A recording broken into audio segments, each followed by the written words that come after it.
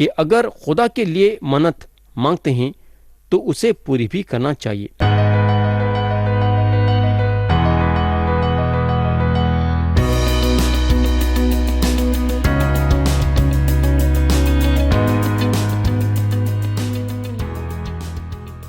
یسوع مسیح کے نام سے السلام علیکم پیارے بھائی بہن، آپ لوگوں کو یاد ہوگا کہ گئے وقت ہم زبور کی کتاب باب 70 سے غور کرنا شروع کرے تھے، اور زبور کی کتاب باب 73 اور اس کی آیت 17 تک غور کرے تھے، اور یہاں آصف کو اپنے سوال کا جواب ملتا ہے کہ آخر کیوں شریر لوگ ترقی کرتے ہیں، اور ان کو یہ سوال کا جواب اس وقت ملتا ہے جب انہوں خدا کے ہیکل میں داخل ہوتے ہیں۔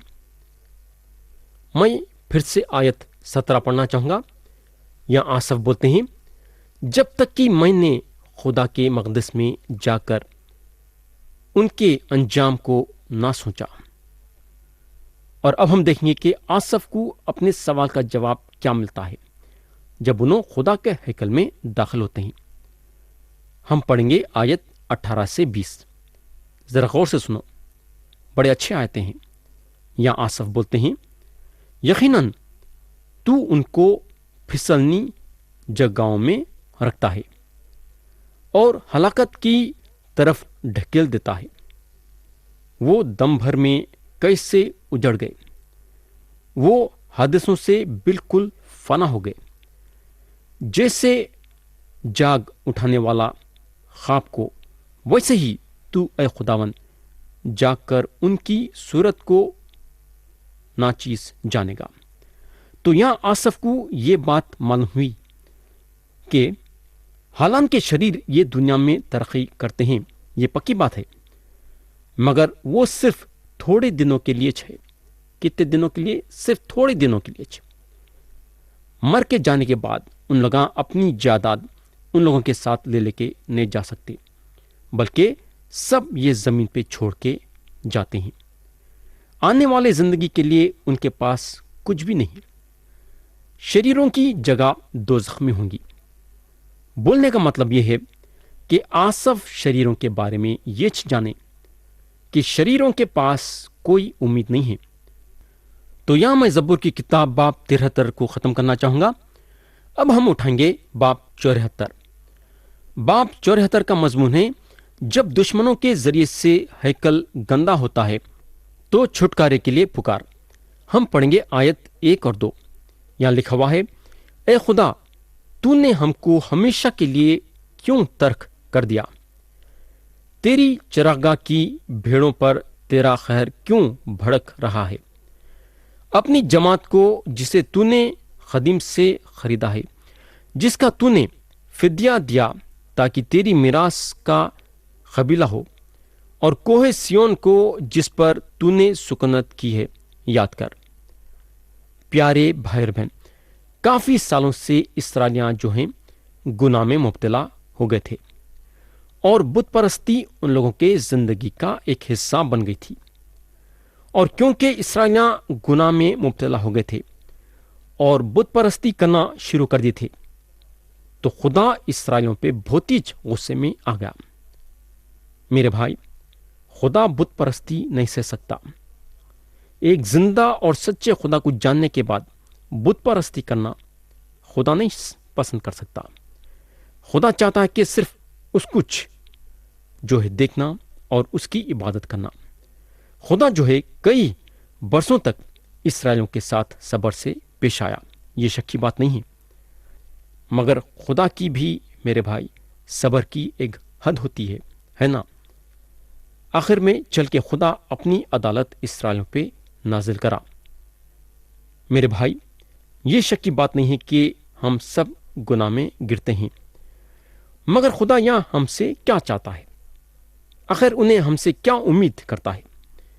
خدا ہم سے یہ چاہتا ہے کہ جس وقت ہم گناہ میں گرتے ہیں تو فوراً سے اپنے گناہ کا احساس کر کے خدا سے معافی چاہ لینا۔ اب میں آپ کا توجہ آیت 8 پہ لانا چاہوں گا۔ یہاں آصف بولتے ہیں، انہوں نے اپنے دل میں کہا ہے، ہم ان کو بالکل ویران کر ڈالیں، انہوں نے اس ملک میں خدا کے سب عبادت خانوں کو جلا دیا ہے۔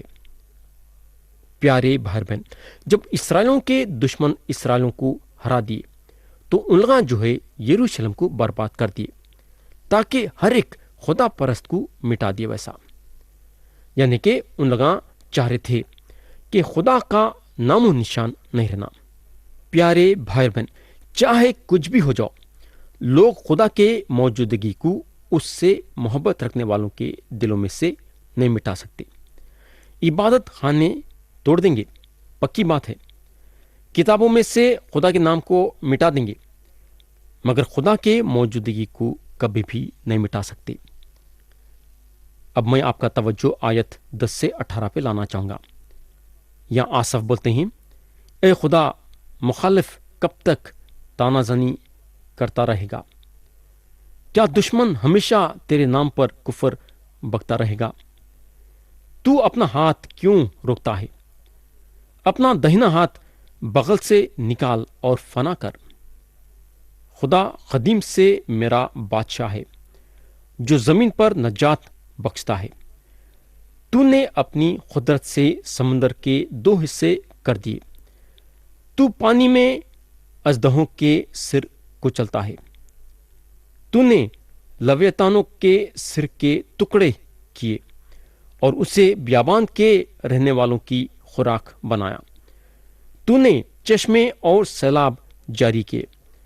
تو نے بڑے بڑے دریاؤں کو خشک کر ڈالا۔ دن تیرا ہے، رات بھی تیری ہی ہے، نور اور آفتاب کو تو ہی نے تیار کیا۔ زمین کی تمام حدود تو ہی نے ٹھہرائی ہیں، گرمی اور سردی کے موسم تو ہی نے بنائے۔ اے خداوند، اسے یاد رکھ کہ دشمن نے تانا زنی کی ہے اور بے وقوف قوم نے تیرے نام کی تکفیر کی ہے۔ پیارے بھائی بہن، ہمارے نظریے سے خدا کے بارے میں ہم یہ سوچتے ہیں کہ خدا ہماری مدد کرنے کے لیے ہمارے بیچ میں نہیں آ رہا ہے، لیکن میرے بھائی اور بہن، یہ بات کا ہم ضرور خیال کرنا کہ خدا کا وقت ہوتا ہے۔ اگر ہم یہ سوچتے ہیں کہ خدا ہماری زندگی میں آہستہ سے کام کر رہا ہے تو یہ ہمارا خیال ہے۔ خدا بہتر جانتا ہے کہ کون سے وقت میں ہمارے بیچ میں آنا ہے ہماری مدد کرنے کے لیے، کیونکہ جب خدا اپنے وقت کے ساتھ ہمارے زندگی میں کام کرنے لگتا ہے تو وہ ہمارے فائدے اور ہمارے بہتری کے لیے ہے۔ تو خدا کا انتظار کرنے کے لیے ہم کبھی بھی پیچھے ہٹنا نہیں چاہیے۔ جب ہم پریشانیوں سے گزرتے ہیں اور ہم یہ محسوس کرتے ہیں کہ خدا خاموش ہے اور حرکت نہیں کر رہا ہے، تو یہ زبور میں جو طریقہ بتایا گیا ہے اس پہ چلو۔ کیا کرنا ہے؟ اپنا کو انتظار کرنا ہے اور صبر کرنا ہے۔ تو یا میں باب 74 کو ختم کرنا چاہوں گا۔ اب ہم اٹھائیں گے باب 75۔ باب 75 کا مضمون ہے چھٹکارے کا گانا۔ یہ زبور میں 10 آیتیں ہیں۔ ہم پڑھیں گے آیت 1۔ یہاں لکھا ہوا ہے، اے خدا، ہم تیرا شکر کرتے ہیں، ہم تیرا شکر کرتے ہیں کیونکہ تیرا نام نزدیک ہے، لوگ تیرے عجیب کاموں کا ذکر کرتے ہیں۔ پیارے بھائی اور بہن، اگر ہم دیکھیں گے تو آگے چل کے یعنی کہ آخری میں چل کے خدا اپنے نام کو رکھیں گا اور اپنے نام کی حفاظت کریں گا۔ تو میرے بھائی اور بہن، کتنی زبردست جلالی سچائی ہے جو یہ زبور میں ہمارے سامنے رکھی گئی ہے۔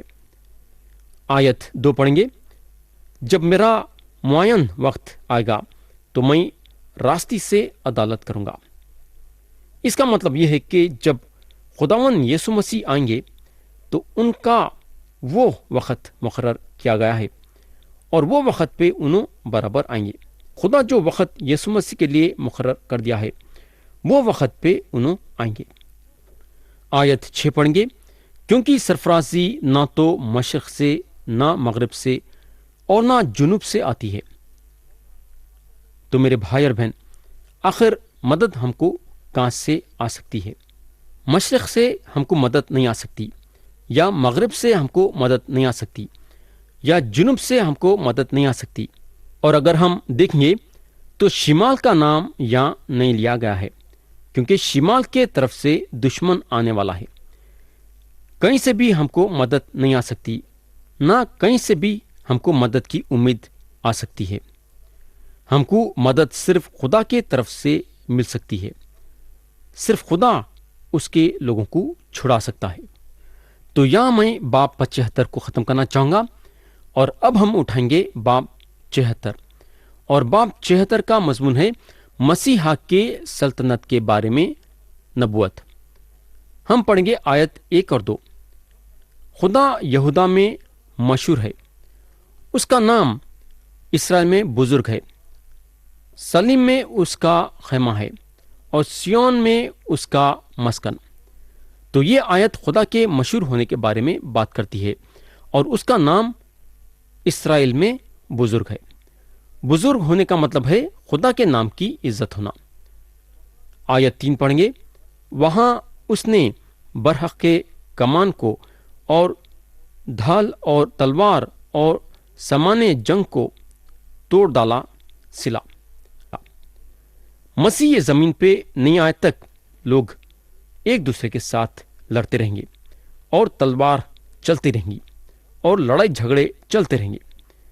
آیت 4 پڑھیں گے، تو جلالی ہے اور شکار کے پہاڑوں سے شاندار ہے۔ تو یہاں جب یہ لفظ شکار کے پہاڑوں کے بارے میں بتایا گیا ہے، وہ یروشلم میں یعنی کہ یروشلم پہ اشارہ کرتا ہے۔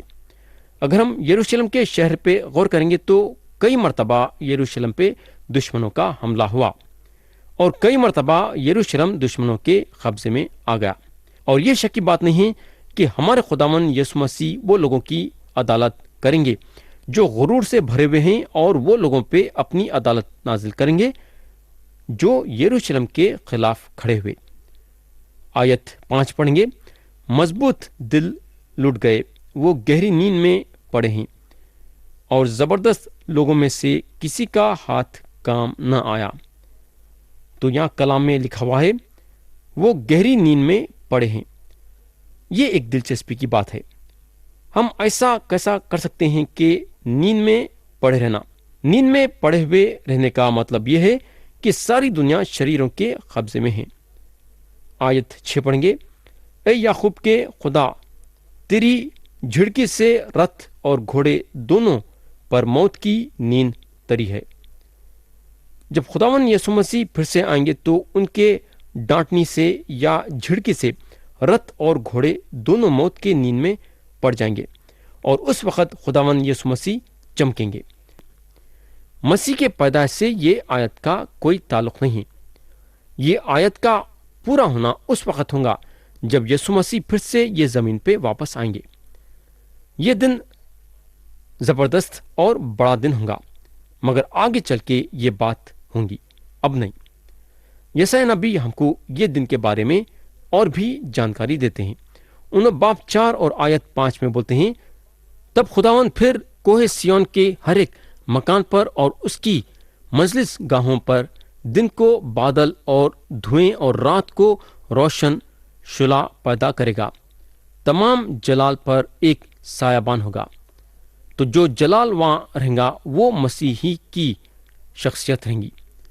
ہمارے خداوند کا وہ دن آئیں گا جہاں ہمارے خداوند جو ہیں بتلا لیں گے۔ آیت 7 سے 9 پڑھیں گے، فقط تجھی سے ڈرنا چاہیے، اور تیرے خیر کے وقت کون تیرے حضور کھڑا رہ سکتا ہے؟ تو نے آسمان پر سے فیصلہ سنایا، زمین ڈر کر چپ ہو گئی جب خدا عدالت کرنے کو اٹھا، تاکہ زمین کے سب حلیموں کو بچا لے۔ سلا۔ جب یسوع مسیح پھر سے واپس آئیں گے تو سارے چیزیں ان کے قدموں کے نیچے ڈالی جائیں گی۔ آیت 10 پڑھیں گے، بے شک انسان کا غضب تیری ستائش کا باعث ہوگا، اور تو غضب کے باقیے سے کمر بستہ ہوگا۔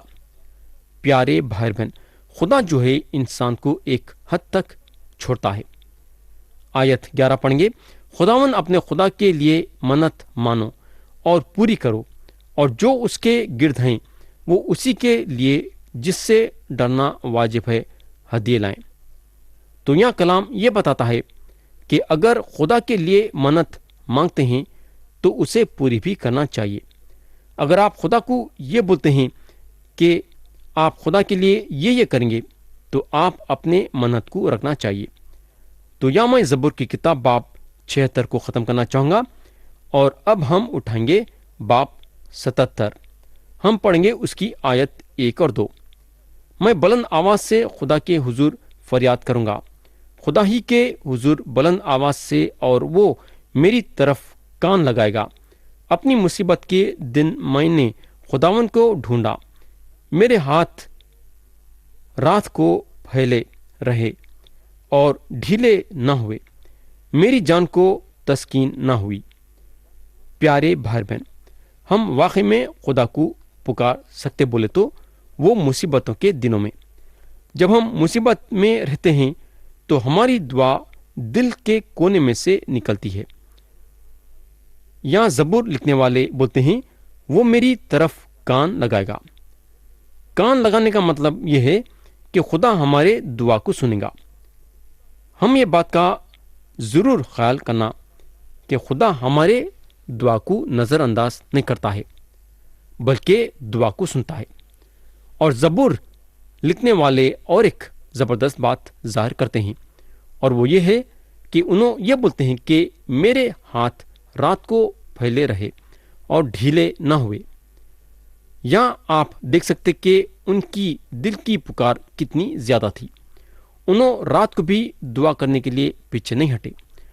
लोग अक्सर मुसीबतों में दुआ करना नहीं चाहते, मगर यहाँ ज़बूर लिखने वाले ये बताते हैं कि मुसीबतों के वक्तों में भी हमको दुआ करना चाहिए।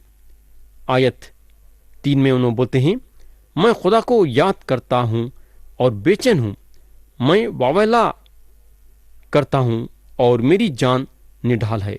सिला। आज अगर हम अपनी नज़र उठा के देखेंगे तो लोगों को जो है खुदा से कोई दिलचस्पी नहीं। लेकिन मेरे भाई, अगर हम ये बोलते हैं कि हम यीशु मसीह पे ईमान लाए हैं तो हम हमेशा खुदा को याद करना चाहिए। खुदा का नाम हमेशा हमारे मुंह पे रहना चाहिए। तो प्यारे भाई और बहन, क्या आप खुदा को याद कर रहे हैं क्या? तो या मैं कलाम को ख़त्म करना चाहूँगा ये दुआ के साथ कि खुदा हम सबको ये कलाम के ज़रिए से बरकत दे। यीशु मसीह के नाम से आमीन।